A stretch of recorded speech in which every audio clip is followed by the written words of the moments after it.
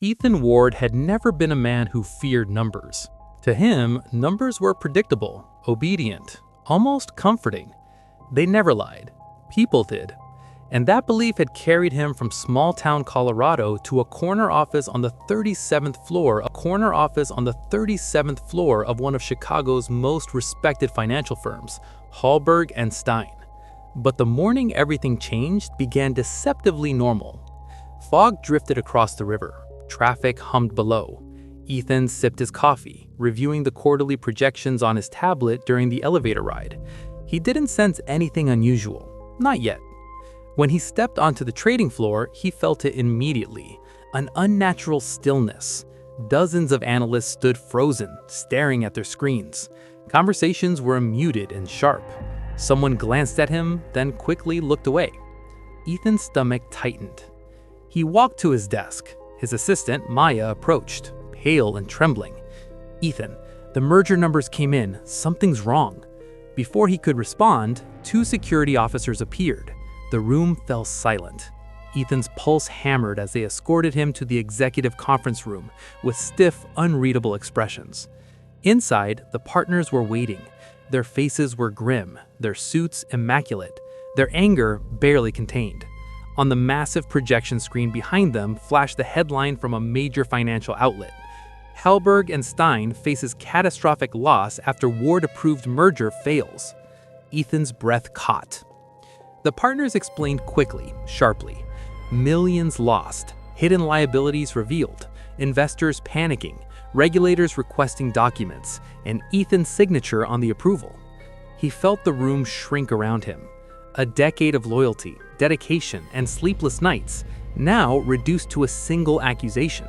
He tried to defend himself, but it was clear they had already composed the narrative. He was suspended, pending investigation. His badge was taken, his access revoked. His reputation, the clean, respected reputation he had built from nothing, was now on fire. As he left the building, Chicago's winds felt colder than ever. Chapter 2. The night work begins. For the next 3 weeks, Ethan was a ghost. Not fired, not employed, just trapped in limbo. Friends from the firm stopped calling. His neighbors whispered. His family texted with cautious concern. But Ethan didn't crumble. Every night he sat at his dining table, surrounded by stacks of documents he had legally requested, highlighting inconsistencies, tracing cash flows, mapping corporate structures. Sleep became optional. Meals became forgettable. His only companion was the steady glow of his laptop. Time blurred. But on one impossible night, 2:47 in the morning, the silence broke. He found it. A line. A phrase, a buried clause in a supplemental agreement from the merging company, a liability intentionally masked through accounting misdirection, a fraud scheme hidden behind complex shell structures, a trap. And he had walked right into it, because someone wanted him to. His hands trembled as he pieced together emails, timestamps, transaction trails. The deception was elaborate, but not flawless, and now he had the evidence. Ethan didn't sleep. He wrote a 47-page report that could dismantle the fraud from top to bottom. The next morning, he walked back into Hallberg and Stein with the confidence of a man who had wrestled chaos into clarity. Within hours, the partners read his findings. Their faces changed from suspicion to shock, then to something Ethan hadn't seen in weeks: respect. He wasn't the villain. He was the one who found the real villain.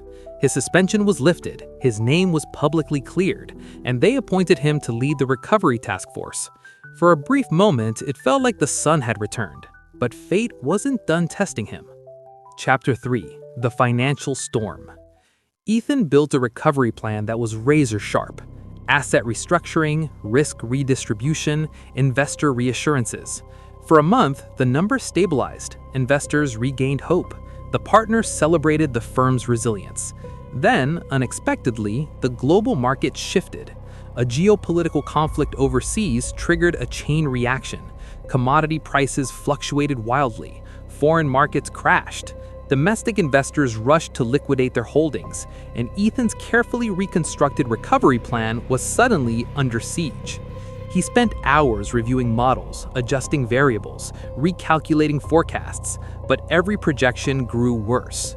Analysts panicked, investors withdrew, partners doubted him again. One night, the managing partner told him quietly, "Ethan, if this keeps going, not even you can save us." It was a sentence meant to be gentle, but it landed like a blade. Ethan walked home through the cold Chicago streets, feeling the weight of a collapsing firm and his own fragile redemption pressing on his shoulders. For the first time, doubt snaked into his mind. Maybe he wasn't enough. Maybe the markets would crush him again. But then he remembered why he had risen in this industry. He saw patterns others ignored, and this time he needed something revolutionary. Chapter 4: Rebuilding the Impossible. Ethan returned to his apartment and opened the predictive analytics tool he had been developing privately for years, a system that used behavioral economics, real-time sentiment tracking, and adaptive market modeling. It wasn't perfect, it wasn't finished, but it was the only tool capable of navigating chaos. For 72 hours, he barely slept, integrating the firm's data into the model, refining algorithms, removing biases, enhancing volatility parameters. When he presented it to the partners, they were skeptical, almost dismissive.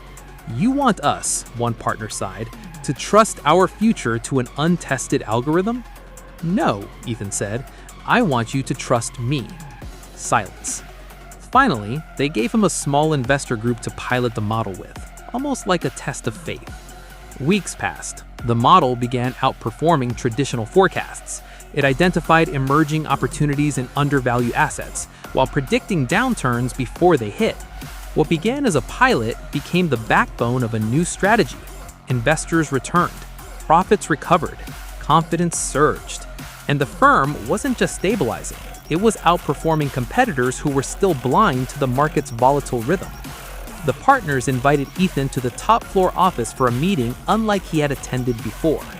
They created a new division, Financial Intelligence and Strategy, and Ethan Ward was named its director. Chapter 5: The Man Who Mastered the Storm. On a clear morning, Ethan stood by the tall windows of his new office.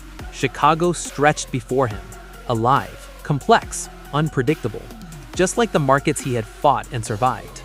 He reflected on the journey, the fall, the suspicion, the nights alone, the discoveries, the risks, the rise. He had not escaped the world of finance. He had shaped it.